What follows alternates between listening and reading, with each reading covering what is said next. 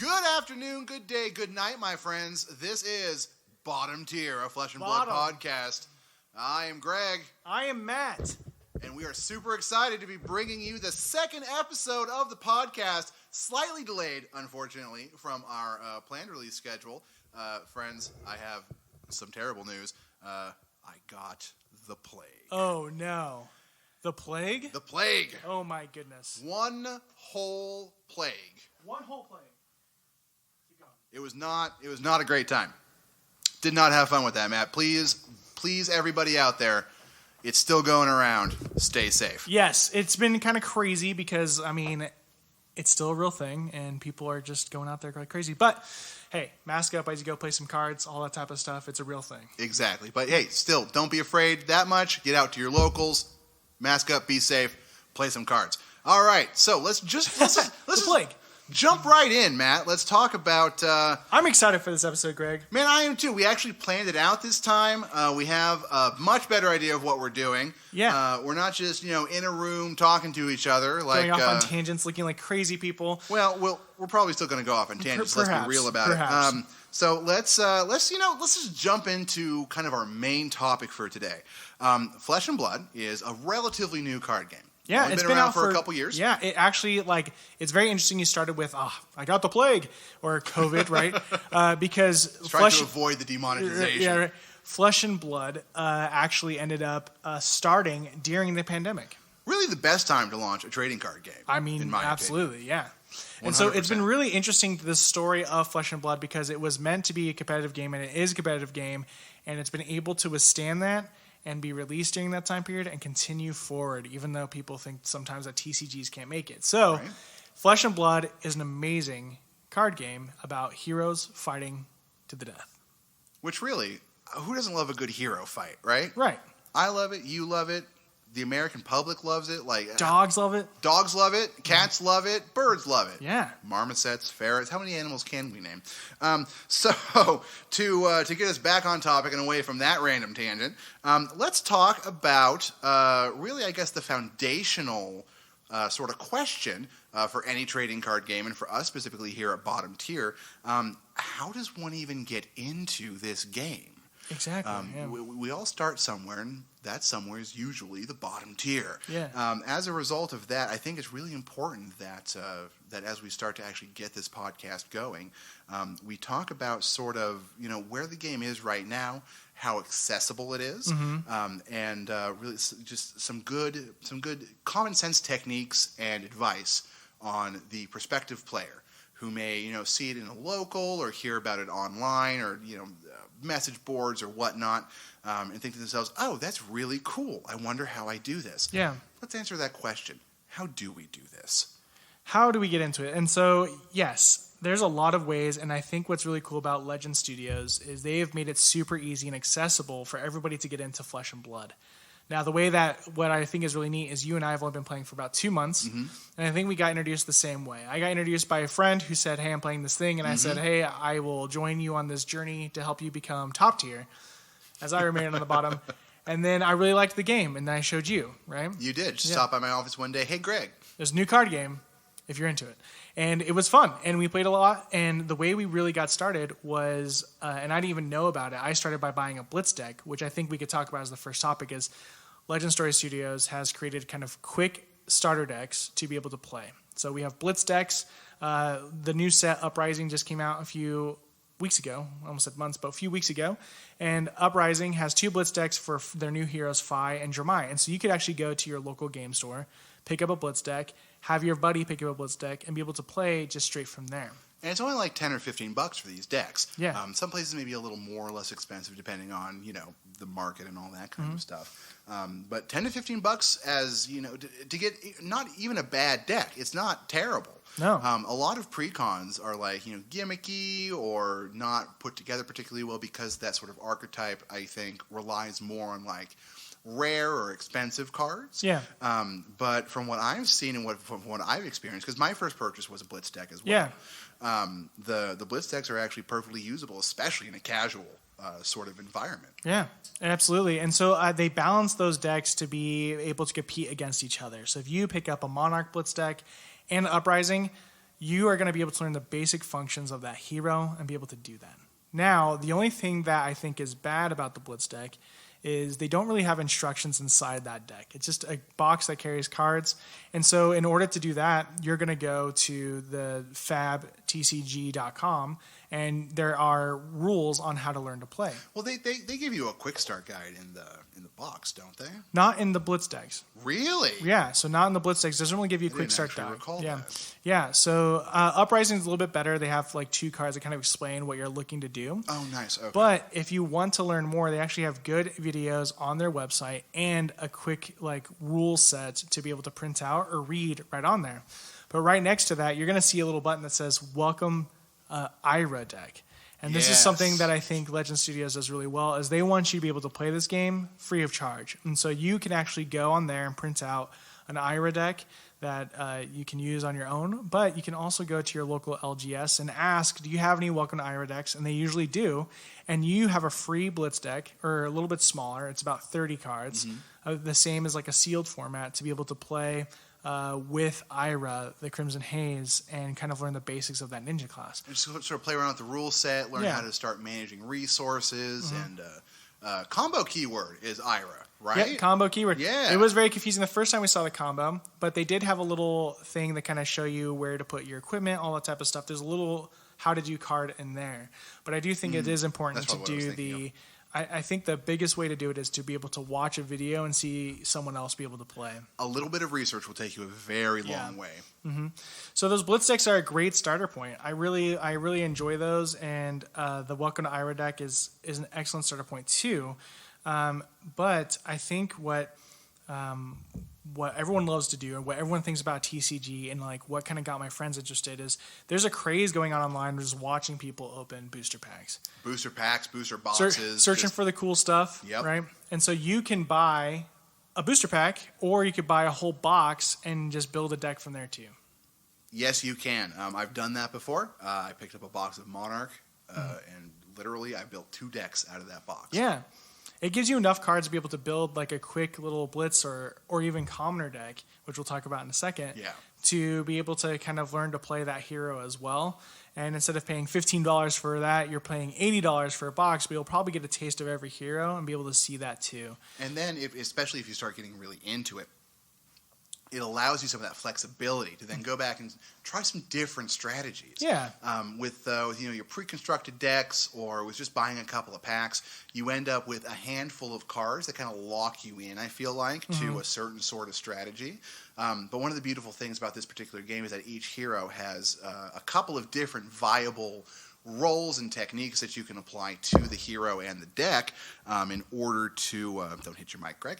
In order to play with that a little bit. So, again, having more cards gives you more options, but that requires a little bit of a buy-in. So it's a little bit of a trade-off, I feel like. If it's something that you're just sort of casually into, you're just playing with a buddy every once in a while, maybe you don't need all that. Maybe you pick up a Blitz deck, you grab a couple of booster packs, you've got your Ira deck, and you just sort of go from there. But then as you kind of start to get into it a little bit more, the ramp up is, I feel like it's slow enough that you don't go from spending nothing to dropping a couple of $1,000s on stuff right away. I'm maybe $300-ish in right now, and I have enough cards for, I don't know, 10 decks? Yeah, I mean, you're right. Like, there is a huge cost you can be able to spend to be able to get cards, and I think what Flesh and Blood, it's not the most. It is the most expensive TCG out there, I would say. Actually, I think Flesh and Blood's pretty pricey as far as getting like the legendary equipment and everything like that. The card costs are pretty heavy, and so when you buy that box, you might be able to pull a legendary, and you might be into a hero that's not what that legendary is for, because those legendaries are based off different things. Absolutely. So I was able to got lucky and was able to pull different cards in a box that I got lucky and accidentally got a case for a box price. But that's a good story. Guys. Ask him to tell that sometime. Yeah, maybe I will. But I was able to pull some like good legendaries, be able to sell that to be able to get the stuff that I needed for my decks. Which is just nice. Yeah. It's just nice to be able to sort of recoup some of that cost and put it back into the game, really enjoy yourself. The biggest thing for me is that even when you get some of the cards that you look at and you think maybe, I don't really need this, I should try to liquidate it. Even if you end up not doing that, if you hold on to it and you stay with the game, eventually you'll hit a point where you go, I really want to try this hero. And you already have one of the important pieces of equipment for it. Yeah. So it really, no matter which way you go, it kind of gives you the leverage, provided this is something that you're into. Since you're here with us at the bottom tier, listening to a podcast about it, we have to assume that you're at least a little bit into it. Yeah, right? Yeah, if you're here and you're like, man, I kind of already know this, awesome. But if you don't know this is a great, hopefully we title this well. We're like, this is the perfect first episode. People can really get into the hobby, right? It's really good. So there's something I wanted to touch on too. We talked about price. I'm just gonna give an example with Uprising. Let's say you want to get into Fi. I know Fi really well, so I can probably speak to that a little bit more. Yeah. So let's say you want to get into Fi. And so you need to get standard equipment to be able to play Fi at a high competitive level because you want to start doing roads to nationals, or you want to start getting into that competitive scene, and maybe you don't want to be bottom tier, right? But why would you not want to be bottom tier, Matt? Yeah, right. Where is the joy in being top tier? Right. But you can start with the equipment that's there. I mean, you have the Sash of Sankai that gives you one resource that's comparable. Yeah. You have the Tide Flippers that gives 2 attack go again, right? If you buy the Blitz deck, you get this thing that lets you shuffle your hand. But if you wanted a competitive deck, you are going to be rocking equipment that's a little bit different, like a Phylan Spring Tunic. Right now, it costs $150. Yep. Right? You have the Masco Momentum, which is another $135. You have the Shuko, which I think it might be lower to $100 now, but maybe $150. That's an expensive piece because it's Ninja. Stripes, yeah. Tiger Stripe Shuko. And then you have Snapdragons or the Tide Flippers. That's the cheapest one there. But you're right there, $500 in, right? Give or take. Yep, right? And that's before you even actually start focusing on a deck. Right. That's just equipment. Yeah, that's equipment. Because that equipment, the mask is super important because it pressures people to be able to block you at certain points so you can filter out their hands or not and get an extra card and then just force them to block you at a different point in time. So that stuff is really competitive if you wanted to be able to go higher up, but you don't necessarily need it. You can get away with getting a Mask of the Pouncing Lynx to be able to build some combos, which is about $15, right? Or $10, I forget the price. But Something it's like a little that, bit cheaper, right? It's definitely not $150. Right. And so you're going to see you have a lot of stuff there. And what's interesting is Mask and Findel Spring Tunic, they're both from different sets. So you have to go, if you want to try to pick it, you got to go buy different boxes of Welcome to Wraith or even... I think it's Crucible of Wars where the tunic is from. And so that adds up to be able to try to find something like that. So I highly recommend buying singles. But if you're looking for something specific, singles are the way to go. Yeah. Do not trust the dice rolls. Yeah. Even though it's fun. Oh, it's a blast. But if you really need something. With that, I think we have a very adult community that understands that we can't afford things. And so at your local game store, right? Our community is really cool because at your local game stores, your local side of things, you can say, hi, I'm new. I want to play competitive with you. Do you guys mind if I proxy? And proxying is a really good idea for you to be able to, A, really learn your hero and see if you like it before you commit. And it's free, right? The bottom tier top tip. Do not be afraid to proxy your deck. Yep. There is no need on the planet to drop $500 to $1,000 on a deck that you have no idea whether you're going to like or not. Yeah. Feel free to play around with it. Most people at your locals will be 100% fine with it. Yep. The only time that it matters is if it's an actual qualified. So armories, no one, even the local game store, isn't going to be too upset about proxies. You are paying $5. It does give you ELO, all that type of stuff. But you'll be able to do well there. But as soon as it's a road to nationals or a bigger event like that, they're not going to allow you to have proxies because you need a deck list. You need to prove that you have the cards. Yep. But in order to get into that zone, understand what you're doing, and work towards that, proxying, I think, is 100% the way to go so that you don't have any cost out of pocket, learn your hero, see if you actually really enjoy it. Exactly. Yeah. There's nothing worse than thinking to yourself, oh, I'm going to love this, and putting it all together, putting the work and putting the time and money into it, and then realizing halfway through your first game that it's actually awful. and it doesn't work for you at all. Yeah. And then you're invested to this huge degree, and you have to then try to, if you're lucky, liquidate the cards back and get your money back if you can. But then you're out time and effort and fun because you've played games now with a deck that you don't get any enjoyment out of. Yeah. So even if you end up winning, for me, I still wouldn't be having a good time. Right. So, like, for example, when I first got into it, I didn't really know what hero to pick. And we can talk about that, too, is picking a hero and all that type of stuff. Oh, we 100% are going to. Yeah. But, like, I started with Bolton. Bolton is a really good warrior. He has hatchets in the Blitz deck. He also has Bolton Sabers, or also can have Raiden, which is a lot of different options for Bolton. But he's a warrior, light, you charge your soul.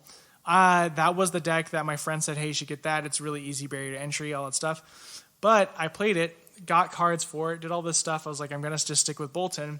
And because I was like, it's a hero-based game. If I play my hero more, I like it.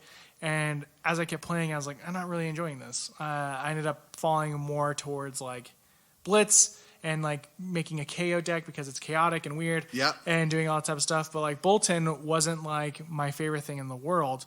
And then when Uprising came out, I had the opportunity to be able to play Fi, and I actually was like, wow, I like doing a lot of things. I like doing a lot. The more complicated, the better the better time I have. Yeah, the more I could just throw out 7 cards for no reason, having a good time.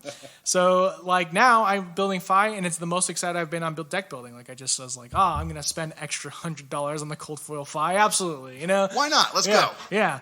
But yeah, so there's that too. So you need to find your hero, and I think the best way to do that is, again, the proxy, as we talked about.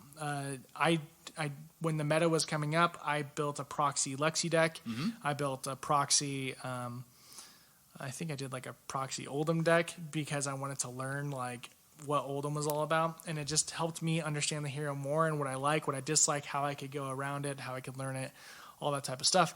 So it's definitely like.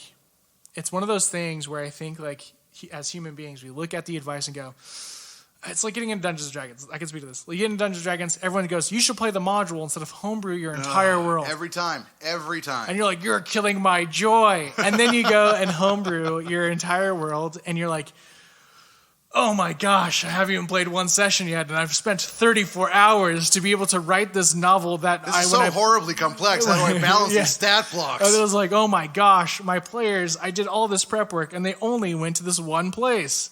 Then they killed everyone there. Right. None of the backstory has been explained. Right. And so instead of doing that, like, this is the advice of, like, I should never do that. Like, you're going to be around proxy, and you're going to be like, this is a good idea. And don't do the crappy proxy where you, like, write the name on the piece of paper. There's a website. Yeah. There's a website. Use a work printer. If you don't have a printer, there's a friend that has a printer, and just print it black and white. It will give you all the info. If you don't have a printer, send us a message on Twitter at @BottomTierPod. We'll print it out. We'll send it to you. Oh, my gosh. We'll priority mail that thing to you. That's the offer right now. United States only. Lower 48 only. State of Arizona only. Oh, we'll find out. We'll figure it out. But still, seriously, we want you to try this. We want you to get into it. However you have to do that, please do it. This game is a blast. You're clearly here because you're interested in it. If you haven't made the jump yet, if you don't have the $15-ish bucks to buy a Pre Coned Blitz deck, proxy some stuff. Proxy. Get out there, experiment, go a little crazy, see what works. Yep. Don't be afraid to try the weird strategy. There's so many resources, like there's FabDB, FABDB.net, and you can go ahead and type in L2P, learn to play, and there are people that have made L2P commoner decks that you can proxy, or you could go buy really, really cheap, because I think every card's like 1 cent in those decks. They're all common, so at most you're spending 10 cents. Yep, and so you're going to go and make that deck, and you're going to learn that hero really, really well. And so I think the best way to really get into this game, the quickest way to do it, and the way that I've been introducing people to it, I did do it for you. I said, go to the website, look at a hero, look at all of them, and be like, man, that looks cool, and let's try to build that deck. You picked one that's a little bit harder to build. That's more expensive. Yeah. Baby doll. Or what is it, not Baby Doll? Is it Baby Doll? It's Data Doll. Baby Doll. Baby Doll? Baby Doll, baby. Come on, man. Makes me feel very uncomfortable. Data Doll, which is a very difficult blitz deck. Tricky to play, tricky to build. Exactly my kind of thing. Yeah. But like, pick something that you think sounds great. So I've done that for a few people, and I tell them to pick their top 3 heroes, and then I've been willing to build out decks for them, right? Which is really cool. Yeah. But also you can do like, you find your proxies and you build those decks, and then you just play with those heroes. Exactly. And really get your friends into this too, guys. You can absolutely start off by going to every LGS in your area and jumping in, the deep end basically.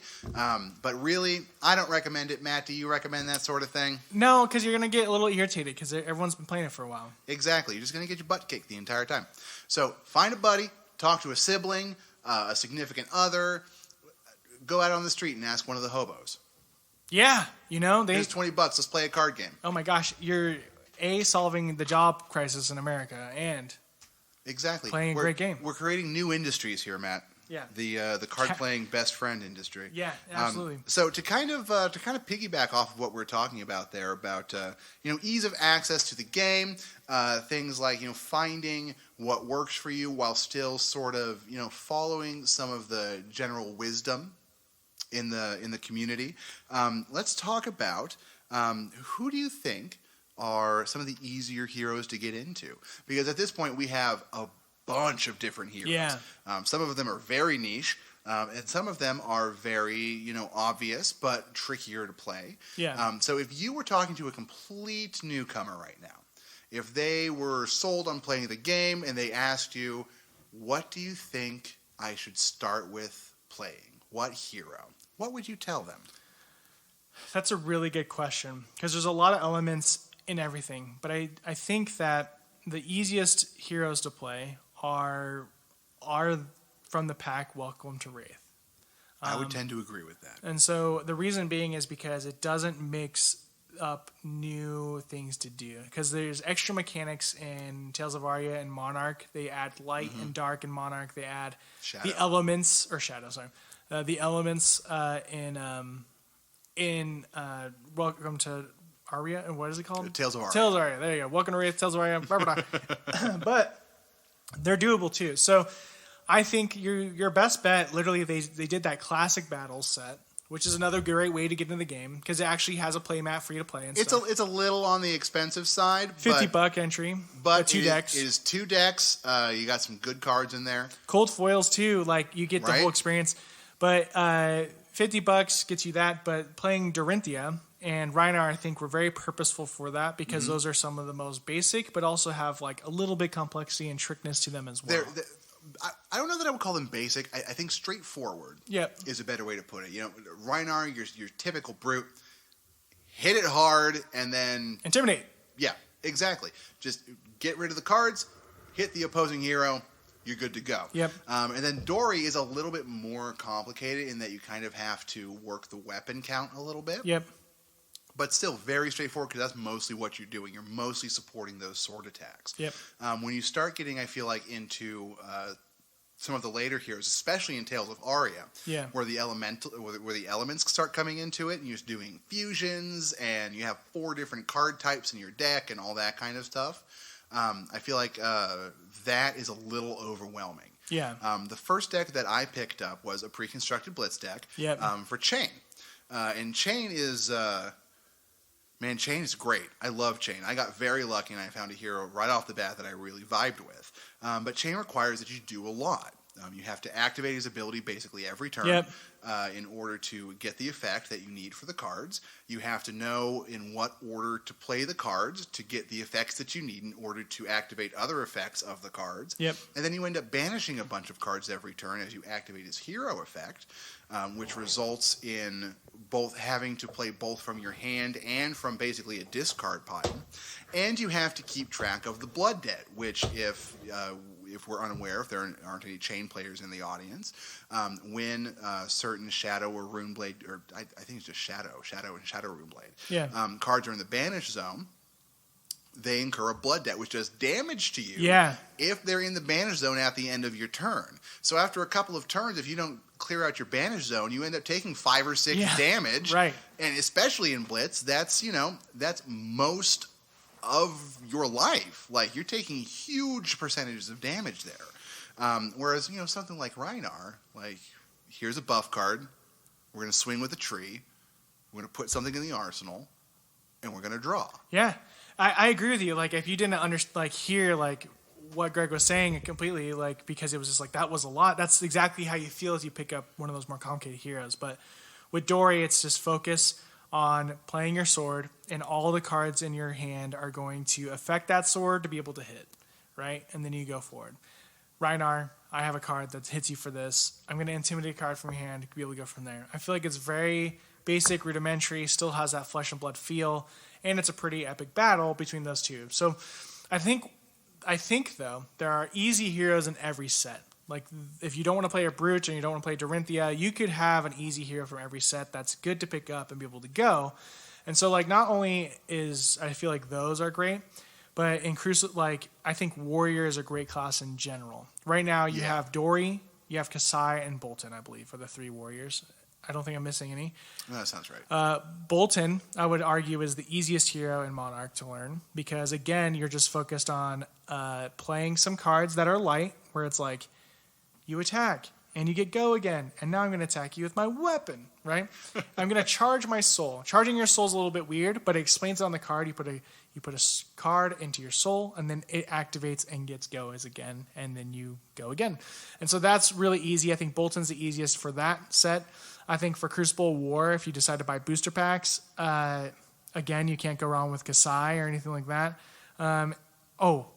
The one I've never played. I've actually never played this set. Arcane Rising. Is that what it's called? Man, it went out of print before we got into it. I know, right? Well, they're going to print it again, most likely. I've been looking for Arcane boxes all over the place. Yeah. They want like 120 plus bucks for it. It's just not worth the investment for me. Nah. But, I mean, out of that, like, you have Kano, which is a little bit more complicated hero. You have a Mechanologist, which is a little bit complicated hero. But they also introduced Azalea. And I think Azalea is actually a pretty easy barrier to entry. Wasn't Viscerai also in Viscerai's in there as Runeblade. Yeah. And so I think Viscerai is an easy Runeblade to pick up. But I actually think there's an easier Runeblade in Tales of Aria. I think that Briar, for some reason, every time I've gotten people to introduce into the game, I think Briar has been the one that looks really cool for everyone. Like, everyone that I've talked to goes like, really cool. That's like, true. Briar's like, oh, I want to play Briar. And so I think Briar is actually pretty easy to get a handle of after you explain the fusion elements. Like, as soon as you explain fusion, you're going to be good, the elemental stuff. Because the Briar things that really happen is, like, if you play a non-attack action, you get 2 of them, you get a Mark of Lightning, you get go again. It's like, oh, easy. If you hit, you get a Embodiment of Earth or whatever it is. And it helps defend your non-attack actions. Yeah. And it's like, that's fairly simple for a Runeblade, and it has a pretty sweet, like, does arcane damage. And so I think that's a pretty easy hero to get into. I think that's the easiest one in Tales of Aria, because Oldhim and I definitely Lexi are just like, yeah. Huh. Lexi in particular is super complicated when you really start playing at a high level. Oh, yeah. There's a lot of moving parts with her. Yeah, and it's great. And I think all heroes are good. I think in Uprising, your easiest hero. Most heroes are good. There are 1 or 2 of the, like, really niche choices that I would sort of quibble with on that. I'm talking about merchants mostly. Oh, yeah. If you see a merchant, just get ready, because we'll see why when they release their. It's definitely for when they release the, like, D&D style one. I genuinely have no idea how to play a merchant. I genuinely have no idea. They're all about making money. People out there who play merchants, you rock. I'm an intelligent guy. Matt's an intelligent guy. These are mysteries to us. Yeah. If you play merchant, please send us a message on Twitter @BottomTierPod. We want to know why, and we want to know how. Yeah, because that limits your resource to just generics, which could be an easy way to get in the game too, to be honest. It really could, honestly. The biggest thing there is figuring out how to utilize the hero power to the utmost. Yeah. But, I mean, a deck full of generic cards are generally pretty solid. Yeah, for sure. So I think that those are those are the easy heroes. If you're going to Uprising, if you're like, hey, I want to start with the newest set, the easiest hero is also, like, the meta right now. Fi is easy. 100%. It's just like, I play this card. Does this damage? I play this card. I play this card. Damage. And now, since I have these 3 cards out, I get this card in my hand. And then I play that card. And then you do more damage. Exactly. So Fi is really easy to get into and really simple. But like maybe that simplicity isn't for you and you want something complicated, so you go with Dromai. Or Icelander. Icelander's the easier wizard. Yeah. Icelander, yeah. Wizards are complicated. Wizards be complicated. Anyways, that's kind of like the weird like thing is like really just pick the hero you vibe with, see what you look like aesthetically, and then go try to play it. And if you hate it, go to the next hero that you think is aesthetically pleasing and go for that, and find something that gets you excited.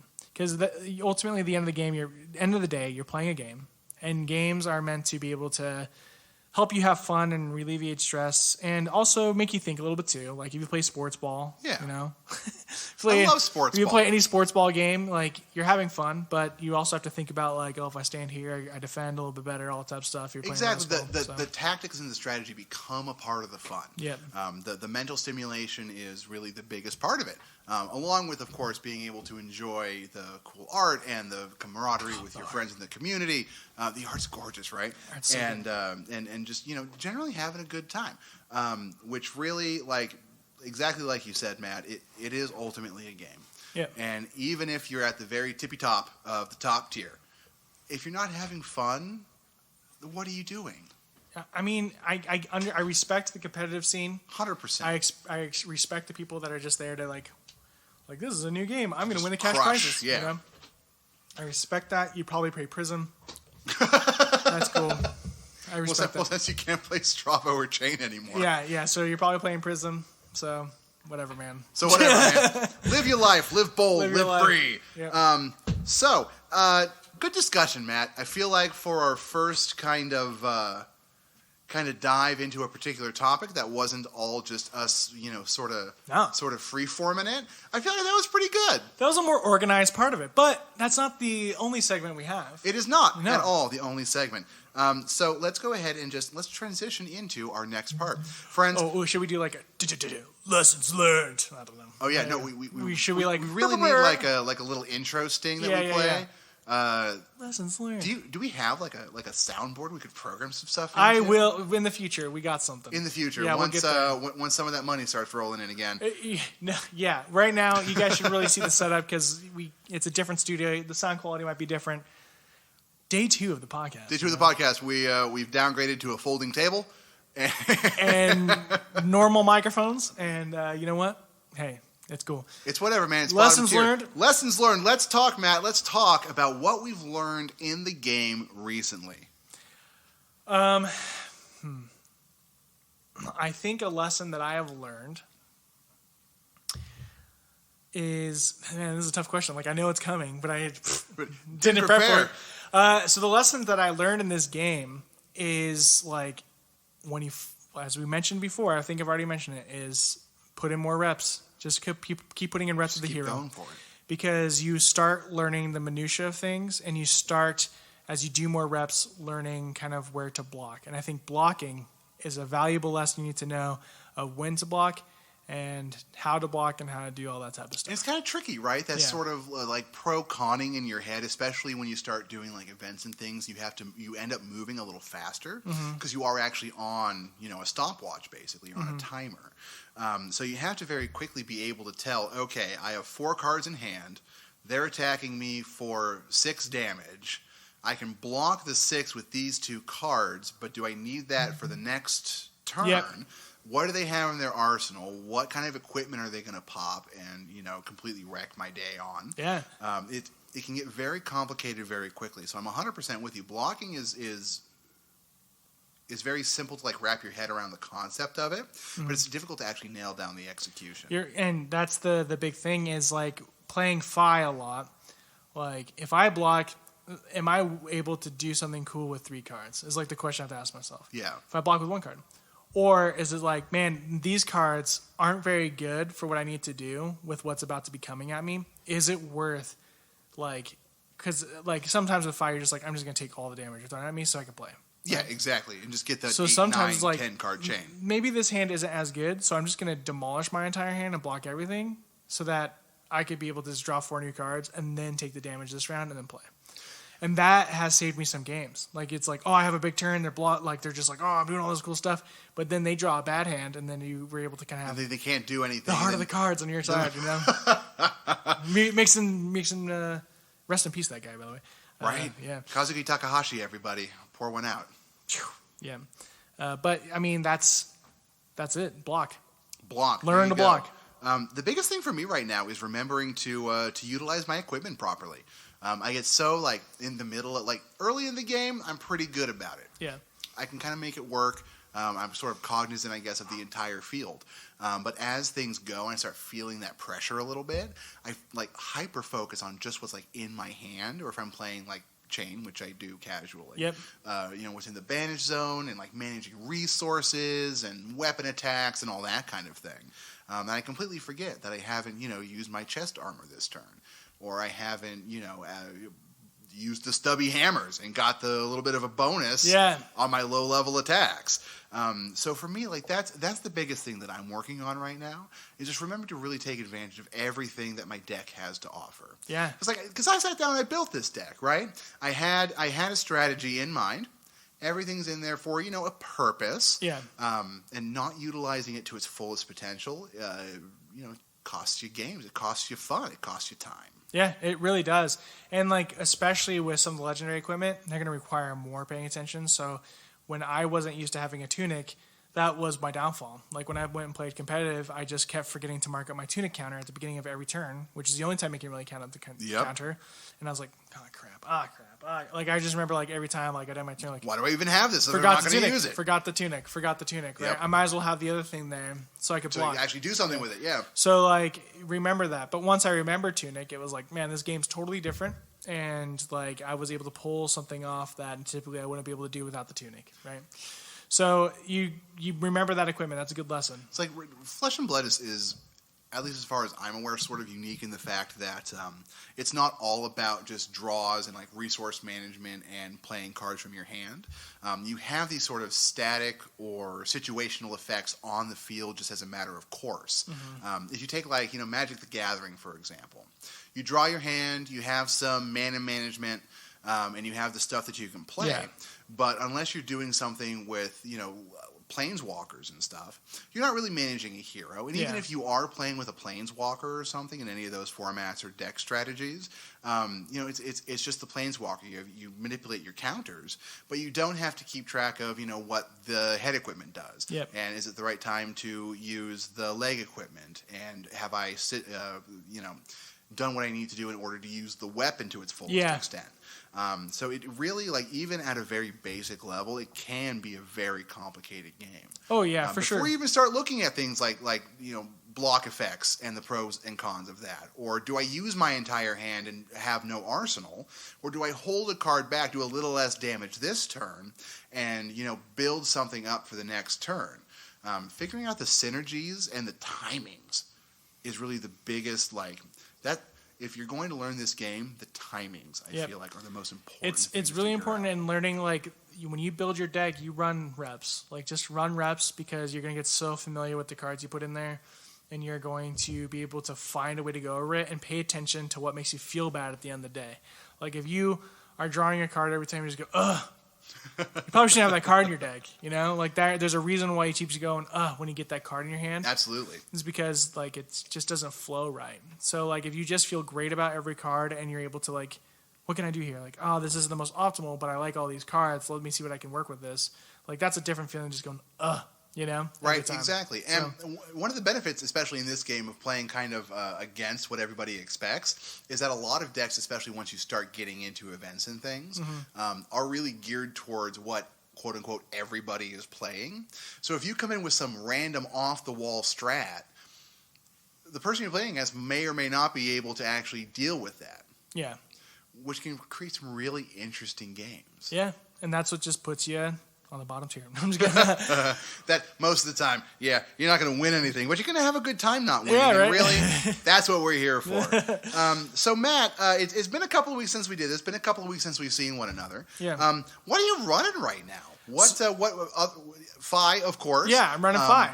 And that's my CC right now. Is it just Fi, or do you have, like, other stuff sort of like you're mulling over that you're interested in sort of diving into? So right now, I'm I'm primarily running Fi, and I think I finally have built something that I enjoy. It's pretty standard Fi deck list. You'll probably see a video where I'm running Kodachis in it, and that's my idea I'm mulling over. Like, as I'm using Yeah. Commoner to kind of Test out the see what I want to harmonized. do of the other stuff, because right now I feel really good about the fairly common, like, Draconic only Phi deck, right? Yeah. I have a Searing Emberblade. I'm able to do all that stuff. I have a few things to mix it up in there. Like, I do have Combustion Point, which Ooh, is a nice. really good, like, card in there. I got my Erase Faces to be able to put in there once in a while. And I've really felt good about my sideboard. But I think it's interesting because I do have Take the Tempo in it.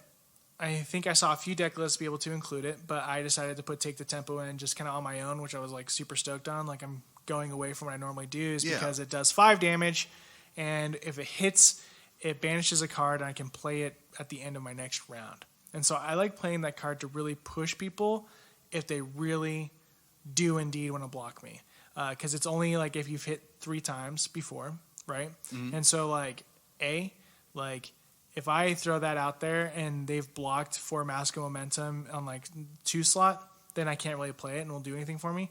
But if they let the first 2 slots go through and I play that on my Mask of Momentum pull turn, that means they're going to allow me to get 2 cards, and they have to force 2 cards out of their hands to block it.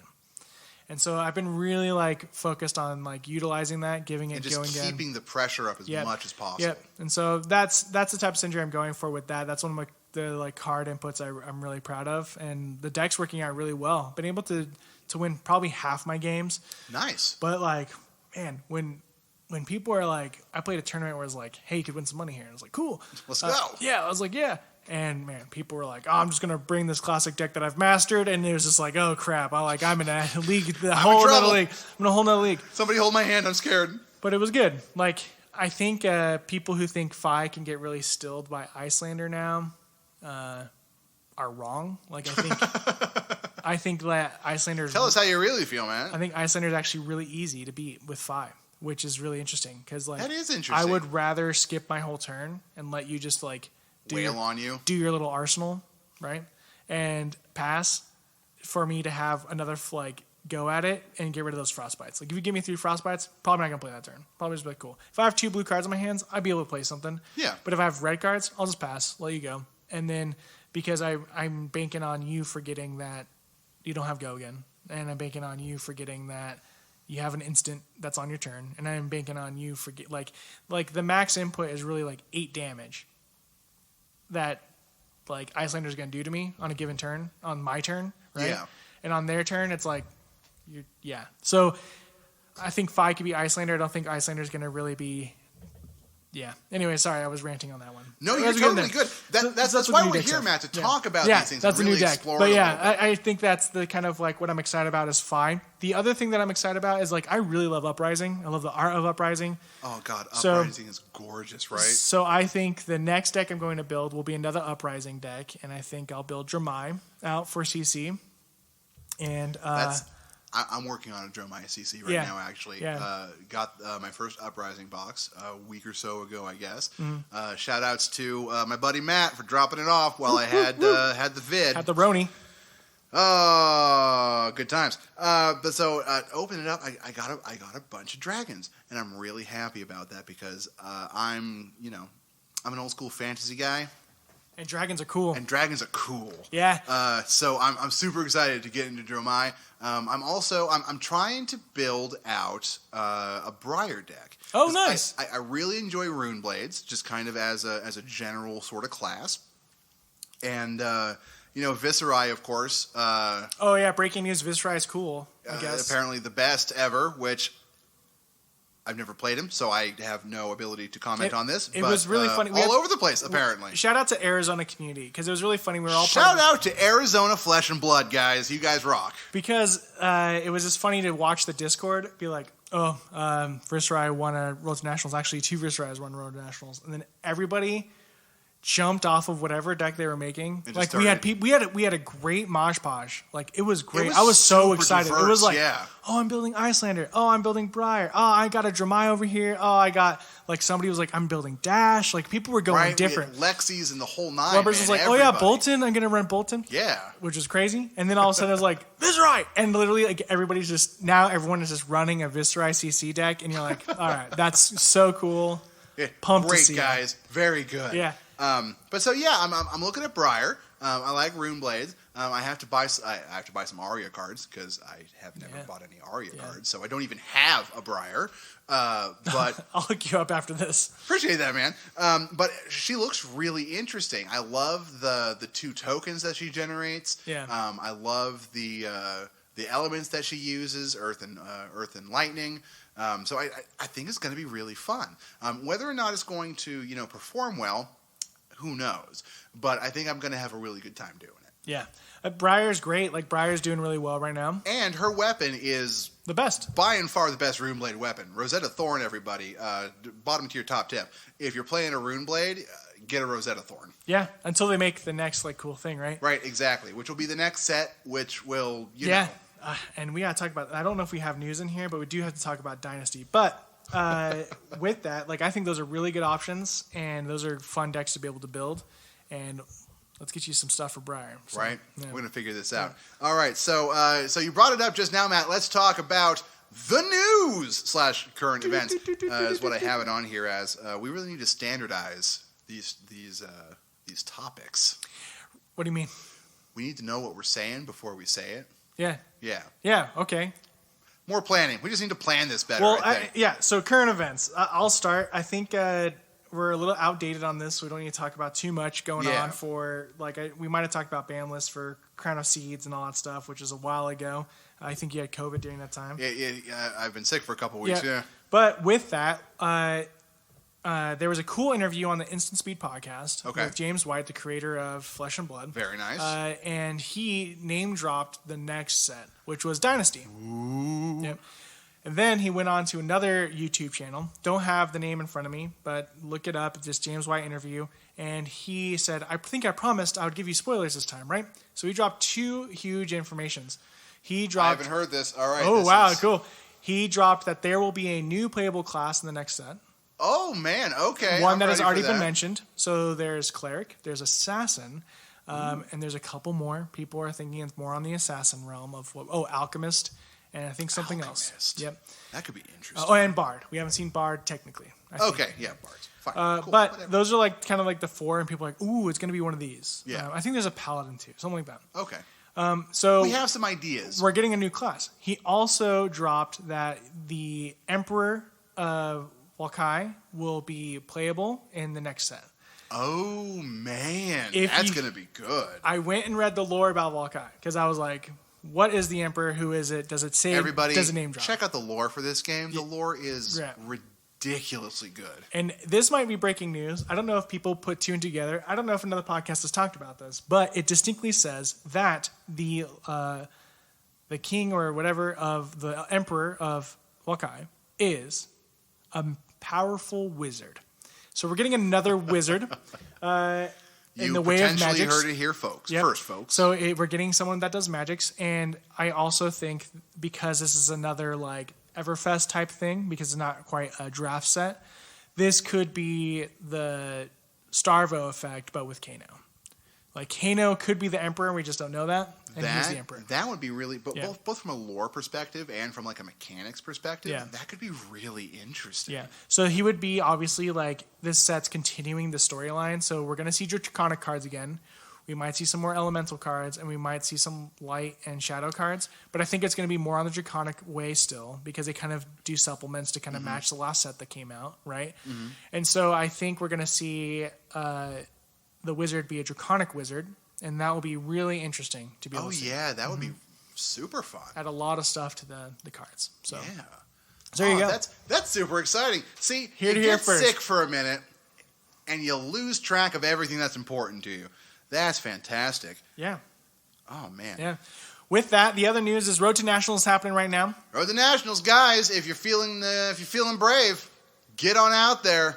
I will not be attending. Neither will I. It's in Tucson. There is one that's happening later this month that I might be able to make, but I have to win some tournaments to maybe be stoked to be able to go play. So Road to Nationals is happening. They are giving away really cool prizes. So the top tier is an adult cold foil Icelander that is beautiful. Very nice. Very, very nice. And then, talk about an appropriate cold foil card. Yeah, right?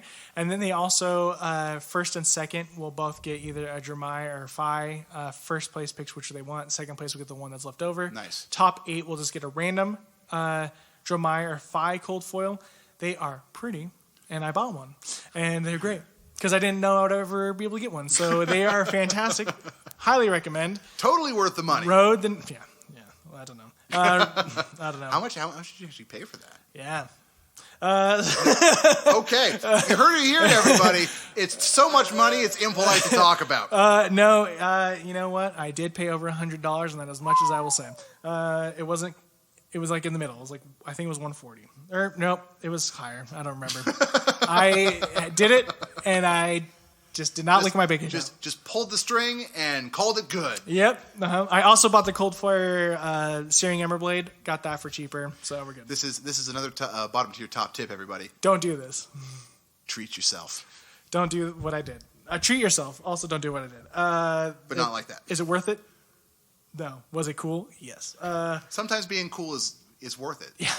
Right? Right? So right after Road to Nationals and during it, we're going to have Skirmish Season 2. Which I'm excited about. This is the first skirmish that I've actually been able to be a part of. Yeah, Skirmish is going to be really cool. And so we have 2 skirmishes coming up locally, but you're going to be able to see either sealed. So we're going to have some more Uprising sealed.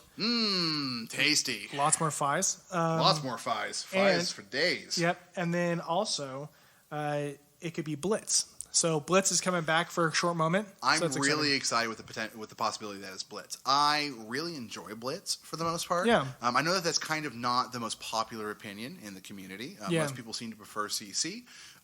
But I'm a big Blitz guy.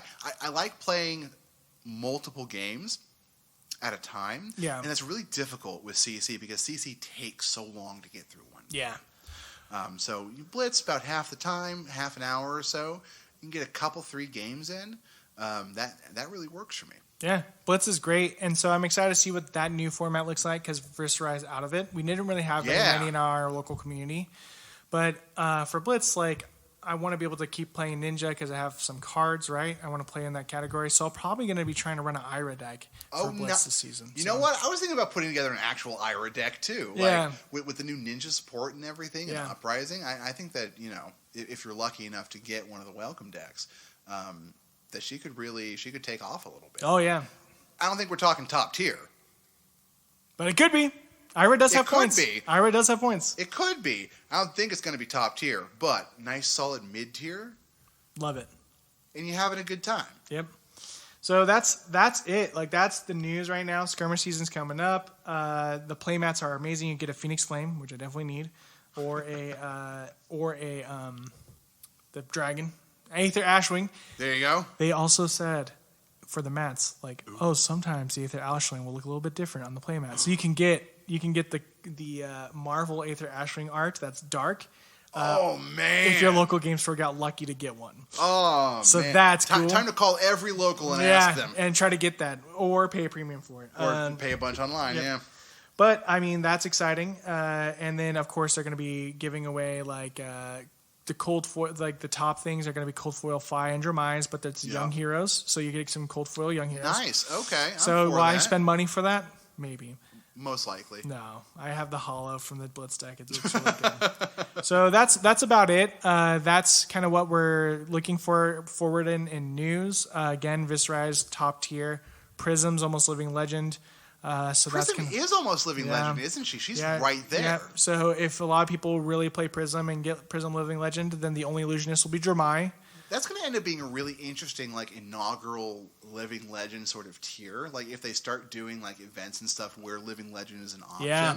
Because Dravo, Chain, and Prism. Like, they all 3 counter each other. They were made for that. The trifecta, yeah. So that's going to be neat. So it's just really curious on what's going to be the next Living Legend after that. But with everybody jumping ship to Viscerai, looks like we might have another Runeblade out there. Because people love Runeblades. My money, Levia. Yeah. No, shout out to the Levia players. We have like, I think every community might have that one Levia player. Who's just hardcore into And it. they're great. And they're really good. tough. They know their craft. So shout out to those people on Levia. So anyways, guys, this has been the Bottom Tier Podcast. We hope that you've enjoyed it, that you got some good information, that you now know a little bit more on how to get started in the hobby of Flesh and Blood. And so thank you for joining us. Make sure to follow us on the podcast app, whichever one you're doing. Yep. Leave us a review. That helps us out greatly. Please do not be shy with your thoughts. Just also, please don't be a jerk. Dude, you know what? I don't care. You can be a jerk. You can tell us thoughts. Be a jerk to Matt, but be nice to me. Yeah, Twitter. You can follow us at Bottom Tier Pod, at Bottom Tier Pod. You can email us too at bottomtierpod@gmail.com. But most of all, we just want you to have fun as we just have fun talking about this game that we love. So, bottoms up. Have a great day. Thanks very much, everybody. We'll see